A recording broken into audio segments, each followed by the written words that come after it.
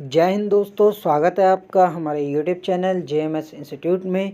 दोस्तों, आज जो हम टॉपिक कवर करने वाले हैं वह BA second year political science का टॉपिक है, जिसका नाम है भारतीय संविधान संवैधानिक व्यवस्थाएं। दोस्तों, भारतीय संविधान संवैधानिक व्यवस्थाएं पर मैंने 2 पार्ट की वीडियो बनाई हुई है। आज हम इसके 3rd पार्ट में पढ़ने वाले हैं कि भारतीय संविधान में संशोधन की प्रक्रिया। दोस्तों, इससे पहले मैं आपको बताना चाहूँगा कि BA second year political science की मैंने अपने यूट्यूब चैनल पर कई सारी वीडियोस बनाई हुई है, तो आप उन वीडियोस को जाकर देखिए और BA second year political science की तैयारी करिए।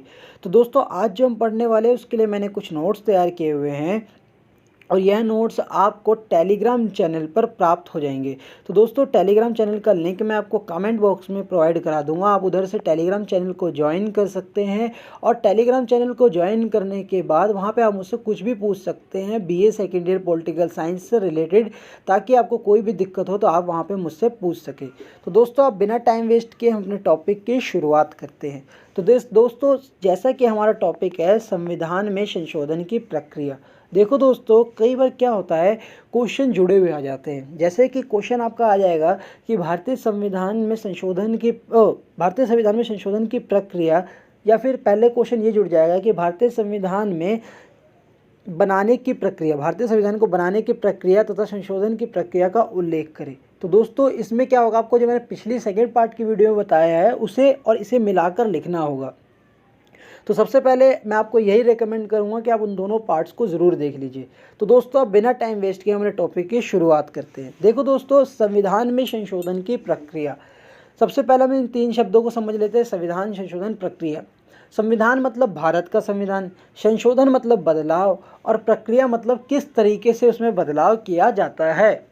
देखो दोस्तों, आज से 500 साल पहले या 1000 साल पहले जीवन बहुत ज़रूरी था। जीवन के अलावा कुछ ज़रूरी नहीं समझा जाता था। लोग ये समझते थे हम जिंदा रह जाए, ना उनको कोई आज़ादी चाहिए थी, ना उनको कोई आपको कुछ चाहिए था। वो सिर्फ ये सोचते थे हमें जीवन चाहिए, ठीक है। वो भूखे रह लेते थे, सोचते थे खाने का जुगाड़ हम खुद ही कर लेंगे, सब कुछ हमारी जिम्मेवारी, बस हम जीवित रह जाए। तो वो ये सोचते थे कि सरकार का काम है जीवित रखना, ठीक है दोस्तों। फिर उसके बाद कुछ साल बीते तो लोगों को लगा कि जीवित रहना सही नहीं है, बल्कि स्वतंत्रता से जीवित रहना जरूरी है। फिर कुछ साल बीते तो लोगों को लगा नहीं, स्वतंत्रता नहीं, समानता भी होनी चाहिए। सिर्फ स्वतंत्र होकर क्या फ़ायदा जब हमारी इज्जत ही ना हो। तो सबने समानता लाए। फिर लोगों को लगा न्याय होना चाहिए। तो जैसे जैसे मानव जीवन आगे बढ़ता गया, ठीक है दोस्तों, जैसे जैसे मानव जीवन आगे बढ़ता गया, लोगों को चीज़ों की ज़रूरत ज़्यादा लगी, ठीक है दोस्तों। जैसे भारत जब आज़ाद हुआ था तो भारत को यह लगा था रोटी कपड़ा मकान बहुत ज़रूरी है, लेकिन आज के लोगों को लगा नहीं, इंटरनेट भी ज़रूरी है। क्योंकि आज के टाइम में जानकारी के बगैर हर चीज़ किससे जुड़ गई, इंटरनेट से जुड़ गई है। आज के टाइम में कुछ भी पता लगाना हो तो हमें इंटरनेट से पता लगाना होता है। यहाँ तक कि आज के टाइम में कोरोना वायरस की अगर हमें सही जानकारी चाहिए तो वो भी इंटरनेट से मिलेगी, वर्ल्ड हेल्थ ऑर्गेनाइजेशन के वेबसाइट से या इंडियन मेडिकल साइंस के वेबसाइट से। क्यों? क्योंकि वो हमें एग्जैक्ट डाटा देगी। जिन लोगों पे इंटरनेट नहीं होगा वो कैसे एग्जैक्ट डाटा पता लगाएंगे। तो इसीलिए दोस्तों, यह माना जाता है कि समय के साथ बदलाव ज़रूरी है। तो दोस्तों, जो संविधान 1947 में बना, क्या पता 2047 में वो संविधान चलेगा या 3047 तक वही संविधान चलेगा? नहीं। जब भारत के नेताओं ने, जब संविधान सभा ने भारत के संविधान को बनाया, तो उन्होंने ये प्रबंध भी कर दिए कि संविधान में समय के साथ बदलाव किए जा सके। तो दोस्तों, यहाँ पे ये बात समझ में आ गई कि संविधान में संशोधन की प्रक्रिया क्या है। तो संविधान में संशोधन की प्रक्रिया का अर्थ ये है कि संविधान के कानून में, संविधान के धाराओं में फेरबदल करना, उसमें बदलाव करना, यही संशोधन है। तो दोस्तों, मैं सोचता हूँ कि आपको टॉपिक बिल्कुल समझ में आ गया होगा कि संविधान में संशोधन की प्रक्रिया का मतलब क्या होता है। तो देखो दोस्तों, अब हम यही पढ़ेंगे कि संविधान में संशोधन कैसे होता है। तो अब हम नोट्स के हिसाब से पढ़ते हैं।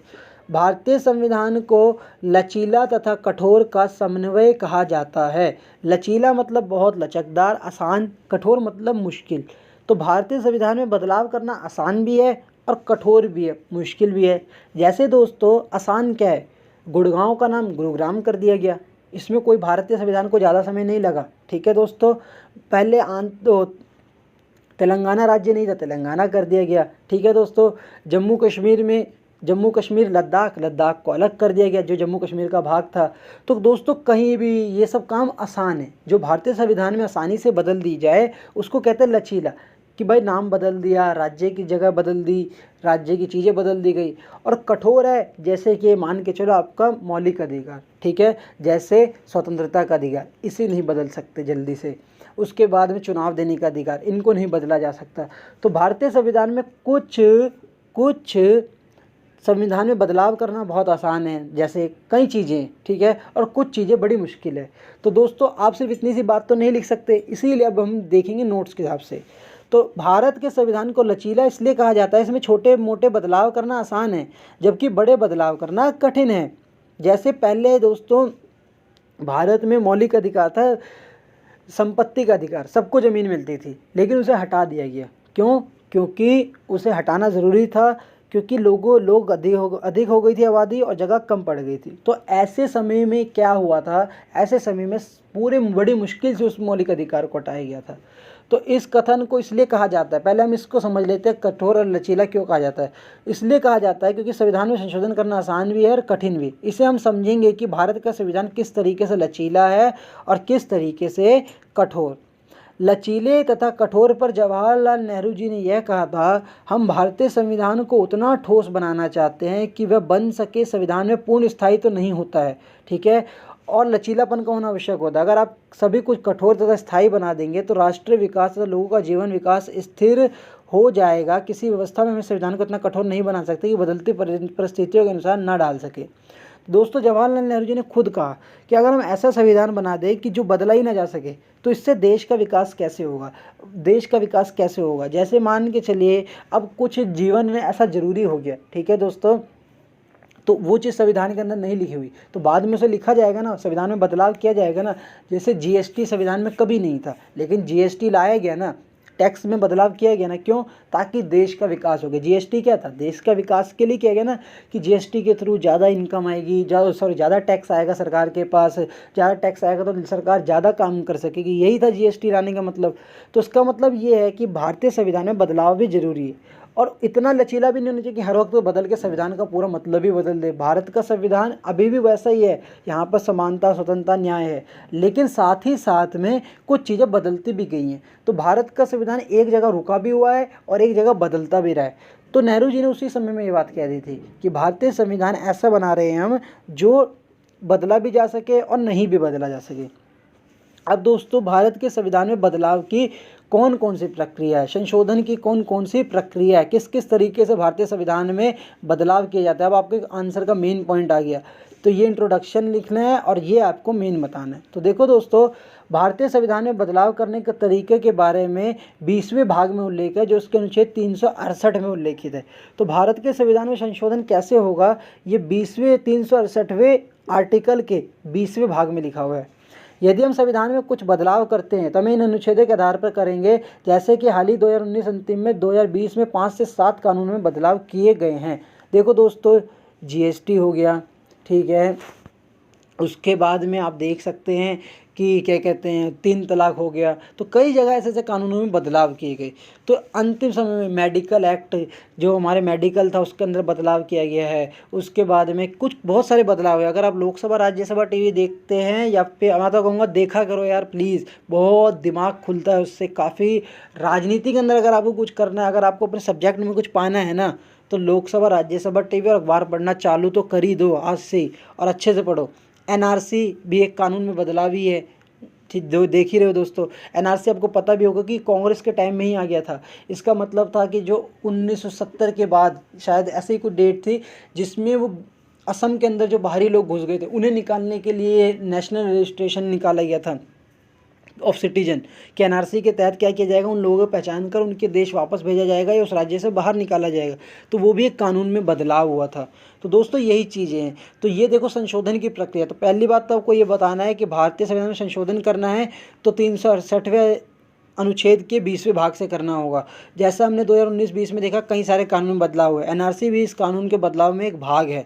संविधान में संशोधन को 3 आधार पर बांटा हुआ है, ठीक है दोस्तों। संसद साधारण बहुमत से संशोधन कर सकेगी। साधारण बहुमत मतलब 50%। मान के चलो 400 लोग हैं तो उसमें से 200 लोग 201 लोग हाँ कर देंगे तो कानून पास हो जाएगा। ठीक है दोस्तों, साधारण बहुमत आपको समझ में आ गया, जिसके अंदर क्या होता है, तो उसके अंदर यही होता है राज्य का नाम बदलाव करना, नया राज्य गठन करना, किसी राज्य को मिलाना, किसी की सीमा बढ़ाना, कुछ करना, कोई बहुत सारे कानून आते हैं इसके अंदर, एक नहीं है। मैं ये मेन रूप से आपको बता दे रहा हूँ। 2/3 बहुमत मतलब 300 लोग हैं तो 200 लोगों को हाँ करनी पड़ेगी, तब जाके उसमें बदलाव होगा। और कुछ ऐसे होते हैं जिसमें 2/3 बहुमत, 300 में से 200 तो चाहिए चाहिए, और राज्य जो 29 राज्य हैं, 28 राज्य हैं, सॉरी 28 राज्य के सभी विधानसभाओं में से, 28 राज्य की सभी विधानसभाओं में से राज्य की सरकारें भी उस पर अपना प्रस्ताव पास करें, तब जाके अगर, अब ये तीनों हम आगे खुलकर चर्चा कर लेंगे। तो संशोधन की 3 प्रक्रिया है, साधारण बहुमत, विशेष बहुमत, वो विशेष बहुमत और अति विशेष बहुमत। ठीक है दोस्तों, तो अति विशेष में क्या था, राज्य मतलब लोकसभा राज्यसभा के 2/3 बहुमत और राज्य की विधानसभा। विशेष बहुमत में राज्यसभा लोकसभा की 2/3 बहुमत। तो देखो दोस्तों, साधारण बहुमत से संशोधन का अर्थ नए राज्यों के निर्माण करना, पुराने राज्यों के पुनर्गठन करना, उनके नाम सीमाओं में बदलाव, केंद्र शासित क्षेत्रों के पुनर्गठन, अनुसूचित जाति जनजाति संबंधित अनुच्छेद, अंग्रेजी भाषा के प्रयोग से संबंधित अनुच्छेद, सर्वोच्च न्यायालय के न्यायाधीश की संख्या में फेरबदल, राज्यों के अंदर विधान परिषद की कार्यों में समाप्त करने के मामले में ऐसे जिनमें संसद के दोनों सदन अपने सामान्य बहुमत से संशोधन को पास कर सके। देखो दोस्तों, राज्य का निर्माण ये सब तो मैंने आपको बता दिया, केंद्र शासित ये भी बता दिया। अनुसूचित जाति और जनजाति, जैसे उनको किसी जगह पर ज़्यादा वो करना है, किसी जगह पर अधिकार देना है, जैसे मान के चलो दोस्तों, अभी एक आरक्षण आया था बीच में, अगर आप अखबार वगैरह पढ़ते होंगे, स्वर्ण के लिए, जो ब्राह्मण हो गए, क्षत्रिय हो गए, जो अनुसूचित जाति जनजाति में नहीं है, उनको क्या किया, तो 10% आरक्षण दिया गया। ठीक है दोस्तों, तो उसके अंदर क्या किया गया, गरीब लोगों को आगे बढ़ाने के लिए। तो ऐसे काम सरकार साधारण बहुमत से कर सकती है। ठीक है दोस्तों, उसके अलावा न्यायाधीश, जैसे कि आपको पता ही है, 29+1 हमारे सर्वोच्च न्यायालय में जगह है, किसी नए राज्य में उच्च न्यायालय खोलना, तो ये सब चीज़ कहाँ पे किया जाता है, साधारण बहुमत से किया जाता है। साधारण बहुमत मतलब लोकसभा राज्यसभा के तरीके से। तो ये सब चीज़ें दोस्तों आपको मेरे हिसाब से समझ में आ गई होगी, और कमेंट करके ज़रूर बताना दोस्तों कि समझ में आया भी है कि नहीं। और दोस्तों मुझे प्लीज़ ये भी बताना कि आपको किस तरीके का इसमें बदलाव चाहिए, कुछ ऐसी चीज़ लगती है आपको जो बदलाव करने पे हमारे लिए काफ़ी हेल्पफुल रहेगी, या तरीके में बदलाव होना चाहिए, तो प्लीज़ अपने रिव्यू या ज़रूर शेयर किया करो। ठीक है दोस्तों, इससे क्या होगा कि हमारे उसमें इम्प्रोवाइजेशन आएगी, हम चीज़ों को इम्प्रूव करेंगे। ठीक है दोस्तों, अब 2/3 बहुमत से संशोधन इस वर्ग में नागरिकों के मौलिक अधिकार। ठीक है दोस्तों, मैंने आपको बताया था कि विशेष बहुमत में क्या होता है कि नागरिकों के मौलिक अधिकार, संविधान के सभी अनुच्छेद जिनका वर्णन संशोधन के पहले और तीसरे वर्ग में नहीं किया गया है, ऐसे संविधान संशोधन कानून के लिए उनका संसद के दोनों सदन में अलग अलग रूप से कुल सदस्यों संख्या के बहुमत में उपस्थित एवं मतदान करने वाली संख्या का 2/3 बहुमत, मतलब जितने भी लोग उस टाइम लोकसभा राज्यसभा में होंगे वो 2/3 बहुमत, 300 में से 200 लोग। ठीक है दोस्तों, तो इस हिसाब से लगाया जाता है, उतने लोग मंजूरी दे देंगे तो वो कानून बन जाएगा। तो इसके अंदर क्या था, मौलिक अधिकार। मौलिक अधिकार आपको पता है ना कौन कौन से 6 मौलिक अधिकार है, तो उन मौलिक अधिकारों में अगर कोई भी बदलाव किया जाएगा तो लोकसभा राज्यसभा के 2/3 बहुमत के बगैर यह नहीं हो पाएगा। तो दोस्तों यहाँ पर आपको बिल्कुल क्लियर है। अब 2/3 बहुमत और आधे राज्य की कब जरूरत पड़ती है, तो जब जरूरत पड़ती है जब संसद के दोनों सदनों में उपस्थित मतदान करने सदस्यों के 2/3 बहुमत और कुल सदस्यों के बहुमत के साथ भारतीय संघ के कम से कम आधे राज्य की विधानसभाओं द्वारा समर्थन प्राप्त होना है। इस वर्ग में राष्ट्रपति के चुनाव, उसका तरीका, केंद्र और राज्यों की कार्यपाली जा सकती है, सीमा, केंद्र शासित क्षेत्रों के लिए उच्च न्यायालय, केंद्र राज्य विधायी 7वीं अनुसूची, संसद में राज्यों का प्रतिनिधित्व और संविधान में संशोधन करने की विधि। जैसे दोस्तों कोई नई जगह को, जैसे कि मान के चलो किसी नई जगह को जोड़ना है, ठीक है, राज्यसभा लोकसभा के उसमें बदलाव करना है, स्ट्रक्चर में, किसी चुनाव के तरीक़ों में बदलाव करना है, कोई बहुत बड़ा बदलाव करना है, जैसे मान के चलो आपको, जैसे लोकसभा राज्यसभा के चुनाव अलग अलग होते हैं, जैसे दिल्ली, पंजाब, गुजरात, इन राज्यों के इलेक्शन अलग टाइम में होते हैं और केंद्र के इलेक्शन अलग टाइम में होते हैं, नरेंद्र मोदी वाले प्रधानमंत्री वाले इलेक्शन अलग टाइम में होते हैं, तो ये दोनों इलेक्शन अलग अलग टाइम में होते हैं। सरकार ऐसा सोच रही है कि सभी इलेक्शन एक साथ हो ताकि सरकार का खर्चा बच सके और टाइम बच सके, सरकार को ज़्यादा काम करने का मौका मिले। तो अगर ऐसा कोई कानून लाया जाएगा तो वो 2/3 बहुमत के साथ साथ आधे राज्यों की भी उसमें मंजूरी चाहिए होगी। तो जब बहुत बड़ी चीज़ों में बदलाव करते हैं, जब तरीक़े में बदलाव करते हैं, जैसे चुनाव के तरीकों में बदलाव करना। जैसे अभी 51% लोग वोट, अगर 51% से ज़्यादा सीट आ जाए तो जीत जाते। अगर इसमें कुछ बदलाव करना हो तो 2/3 बहुमत और आधे राज्यों का बहुमत जान पाना बहुत ज़रूरी है। तो दोस्तों ये तरीके आपको पता चल गए। तो ये याद रखना है यहाँ पर दोस्तों कि संविधान में संशोधन की प्रक्रिया क्या है, तो आपको बताना होगा कि लचीला, कठोर है। उसके अलावा संशोधन की 3 तरह की खासियत है, वो खासियत आपको बतानी है। उसके बाद संशोधन की प्रक्रिया की मुख्य विशेषता। देखो दोस्तों क्या खासियत है हमारे देश में संशोधन की, तो ये आपको पूरे तरीके से बतानी है। संविधान में संशोधन विधेयक संसद के दोनों सदनों में से किसी में भी पेश किया जा सकता है और उसे दोनों सदनों द्वारा अलग अलग पास होना जरूरी है। ऐसा नहीं कि लोकसभा राज्यसभा एक समय पास करेगी। पहले बिल लोकसभा लाएगी, लोकसभा से पास करेगी, फिर ये राज्यसभा में जाएगा। राज्यसभा जब पास करेगी तो ये राष्ट्रपति पे जाएगा और राष्ट्रपति उसे पास कर मतलब साइन कर उसे कानून बना देंगे। तो लोकसभा और राज्यसभा दोनों में पास होना जरूरी है। ऐसा नहीं लोकसभा में पास हो गया और राज्यसभा में ज़रूरत ही नहीं। मतभेद होने पर दोनों सदनों का संयुक्त अधिवेशन बुलाया जाएगा। दोस्तों अगर लोकसभा इस पर एक्सेप्ट कर देती है, राज्यसभा नहीं करती, तो राष्ट्रपति क्या करेंगे, दोनों की मीटिंग बुलाएंगे और कोशिश करेंगे कि वह दोनों इस कानून पर अपने मत को शामिल करें। मतलब जो भी उनके बीच कन्फ्यूजन है उसे दूर करेंगे और कोशिश करवाएंगे कि वह कानून पास हो सके। और अगर नहीं हो रहा तो उसकी क्या दिक्कत है जो वो पास नहीं हो रहा। संशोधन प्रस्ताव राज्य विधानमंडल में पेश नहीं हो सकता, वह केवल अपने राज्य में विधान परिषद कायम खत्म करने का अनुरोध संसद में कर सकती है। देखो दोस्तों देश का कानून, जीएसटी, ये सब कुछ भी है या कोई बड़ा कानून है, वो राज्य नहीं पास कर सकती। मान के देश का कानून दिल्ली या गुजरात की विधानसभा नहीं बना सकती। गुजरात, दिल्ली, पंजाब की विधानसभा सिर्फ अपने राज्य में कानून बना सकती है और उसे लागू कर सकती है। जैसे मान के चलिए बिहार सरकार ने शराब बंद करके, तो वो अपने राज्य में कर सकती है, वो ऐसा नहीं कर सकती पूरे देश की शराब बंद करवा दे। अगर वो ऐसा करना चाहती है तो उसे अनुरोध करेगी लोकसभा राज्यसभा कि ऐसा बिल आप लाओ। तो यहाँ पर आपको समझ में आ गया कि राज्य की विधानमंडल कभी भी कोई कानून देश के लिए पास नहीं कर सकते। संशोधन विधेयक पेश होने से पहले उस पर राष्ट्रपति की स्वीकृति आवश्यक नहीं है। ऐसे विधेयक पास होने पर राष्ट्रपति को मंजूरी देनी ही होगी। तो दोस्तों आपको पता होना चाहिए जब लोकसभा और राज्यसभा पास कोई कानून कर देते हैं तो उसके बाद राष्ट्रपति को मंजूरी देना जरूरी ही है। अगर वो 14 दिन पर बस बहुत से बहुत राष्ट्रपति यही कह सकता है कि पुनर्याचिका ऐसे कुछ होता है जिसके अंदर 14 दिन के लिए राष्ट्रपति जी पुनर्विचार याचिका, मुझे याद आ गया, पुनर्विचार याचिका, उसके अंदर राष्ट्रपति ये कह सकते हैं इस पर पुनर्विचार कर लो 14 दिन के लिए। अगर उसके बाद भी वो पुनर्विचार करके लोकसभा राज्यसभा भेज देती है तो उसके बाद राष्ट्रपति को वो कानून पास करना ही पड़ेगा। अगर राष्ट्रपति जी वो कानून पास नहीं करते तो उन्हें उनके काम को ना करने के चक्कर में उन्हें उनके पद से हटा दिया जाएगा। तो कहीं ना कहीं राष्ट्रपति को ज़बरदस्ती उसे साइन करना ही पड़ता है। संशोधन विधेयक पर राज्यों की विधानसभाओं के अनुसमर्थन की कोई समय सीमा तय नहीं की गई। ऐसे में विधायक को सभी राज्य विधानसभाओं के पास भेजना भी जरूरी नहीं है। देखो दोस्तों कुछ कानून मैंने बताए थे ना कि लोकसभा में भी पास होने चाहिए, राज्यसभा में भी पास होने चाहिए, राज्य की आधे से ज़्यादा विधानसभाओं में भी पास होना चाहिए। यहाँ पास होने की तो सीमा तय है, लेकिन यहाँ पे ये नहीं पता इन्हें कितने दिन पे पास करना है। तो क्या होता, कोई अच्छा कानून होगा वो लोकसभा पास कर देगी, राज्यसभा पास कर देगी, लेकिन राज्य की विधानसभा उसमें बहुत टाइम लगा देगी। तो इससे क्या होगा, अच्छा कानून पास होते होते रह जाता है। संवैधानिक संशोधनों की वैधता की जाँच करने की शक्ति न्यायपालिका को प्राप्त है। देखो दोस्तों अगर कोई कानून सरकार बनाती है, कानून बन गया है, तो उसके बाद कोर्ट के पास ही एक आखिरी अधिकार होता है कि बस न्याय उस कानून में बदलाव कर सके या फिर उस कानून में जो दिक्कत है उसे वो उजागर कर सके। जैसे दोस्तों आपको मालूम है कि अभी CAA NRC के लिए विरोध चल रहा था, तो उस पर न्यायपालिका ने कहा ना कि हम इस पर विचार करेंगे, हम इसको देखेंगे। तो वही चीज़ बताइए कि जब कोई कानून बन जाता है उसके बाद सिर्फ कोर्ट के पास अधिकार होता है कि वो उस कानून को दोबारा चेक करे कि उसमें कितनी वैलिडिटी है, क्या उसमें गड़बड़ है, क्या उसमें सही है।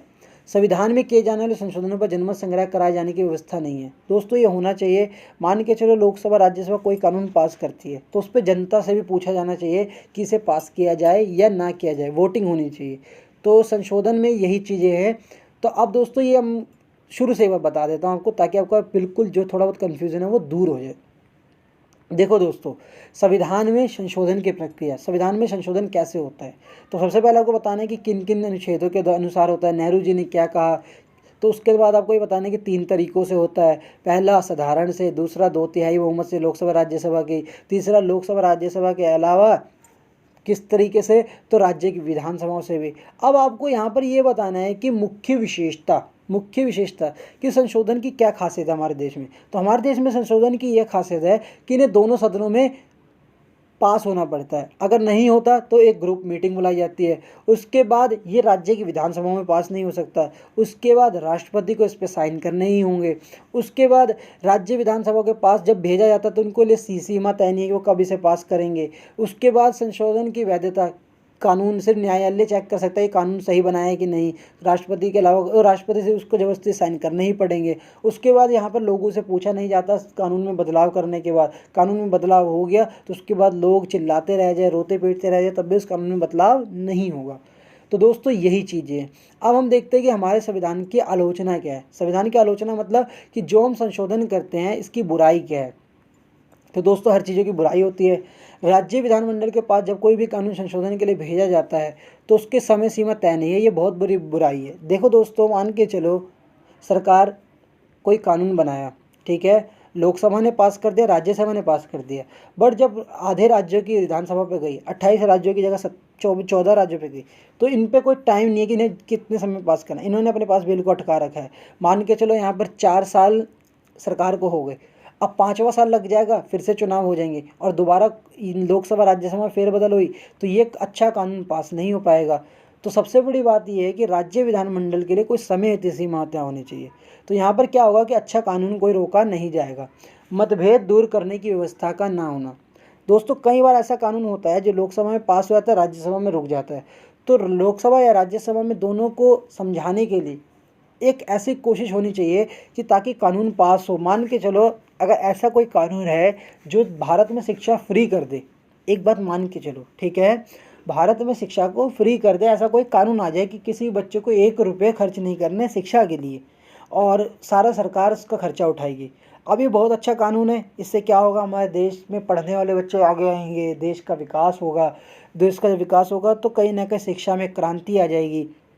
लेकिन इस कानून को राज्यसभा गलत माने, लोकसभा सही माने, तो ऐसे में कोई दूसरी कोई एक ऐसी चीज़ मीडिएटर होना चाहिए, कोई ऐसा बंदा होना चाहिए जो इसे ठीक करे, जो इन कन्फ्यूज़न को हटाए। तो ऐसी कोई व्यवस्था नहीं है। कई बार इसी तरीके से कानून गलत हो जाता है कि वो उसे सही समझती है, वो उसे गलत समझती है और अच्छा कानून रुक जाता है। तो मतभेद दूर करने की व्यवस्था ना होना। लोकसभा कई बार ऐसे कानून को पारित करती है, संशोधन को पारित करती है जिसे राज्यसभा मंजूरी नहीं देती। राज्यसभा को उसके बारे में ज्ञान नहीं होता, क्योंकि लोकसभा खुद कानून बनाती है तो उसे ज़्यादा पता होता है लोकसभा, लेकिन राज्यसभा के पास सिर्फ ये आता है तो राज्यसभा इसे अपने हिसाब से सोचकर मना कर देती है।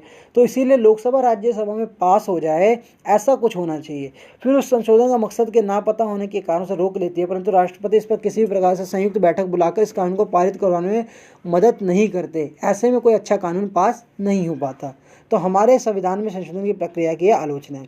राज्यसभा और राज्यों की ये शक्ति प्राप्त नहीं कि वो खुद किसी कानून की पहल कर सके। मान के चलो दोस्तों कोई अच्छा कानून है, जैसे मैंने आपको बार बार वो शराब वाला एग्जाम्पल देता हूँ, तो वो अच्छा कानून है, मेरे हिसाब से तो होना चाहिए।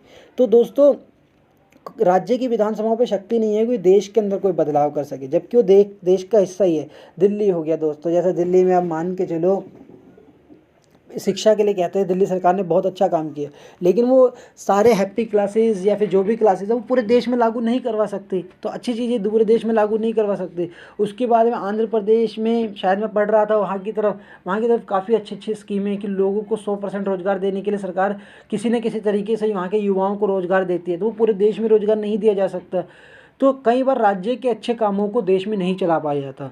तो किसी भी कानून को खुद पहल कर सके तो राज्यसभा और राज्य की विधानसभा कोई भी कानून खुद पास नहीं कर पाती। सारे कानून कौन पास करती है? लोकसभा। और लोकसभा से आगे भेजती है मत के लिए, उस पर अपनी वोटिंग देने के लिए। कभी लोकसभा के अलावा कोई कानून पास करता ही नहीं है। जनमत की कमी, कानून में वही जनमत दोस्तों पीछे ही बात हुई थी कि लोगों की मत नहीं पूछी जाती। संशोधन में बदलाव कर दिया जाता, कानून में बदलाव कर दिया जाता, लोगों से नहीं पूछा जाता। ठीक है दोस्तों, तो यही सब चीज़ें हैं। अब आप दोस्तों एक बार इसे गो थ्रू कर लेना। ये नोट्स मैं आपको टेलीग्राम चैनल पर प्रोवाइड करा दूंगा, कमेंट बॉक्स में जाके उसे आप ज्वाइन कर लीजिएगा। उसके अलावा दोस्तों कोरोना वायरस हमारे देश में जो अभी बहुत फैल रखा है, तो मैं उसके लिए आपको एक ही सलाह दूंगा, अपने घर में रहिए, स्वस्थ रहिए। उसके अलावा दोस्तों जो भी जानकारी प्राप्त करनी है वर्ल्ड हेल्थ ऑर्गेनाइजेशन और इंडियन मेडिकल साइंस की वेबसाइट से आप जानकारी उपलब्ध करिए, ताकि आपको कोई गलत जानकारी उपलब्ध ना हो। और अपने आसपास सबको जागरूक रखिए। कोई भूखा है दोस्तों तो उसे भूखा मत सोने दीजिए। अगर आप उसे रोटी प्रोवाइड करा सकते हैं तो प्लीज़ कराइए।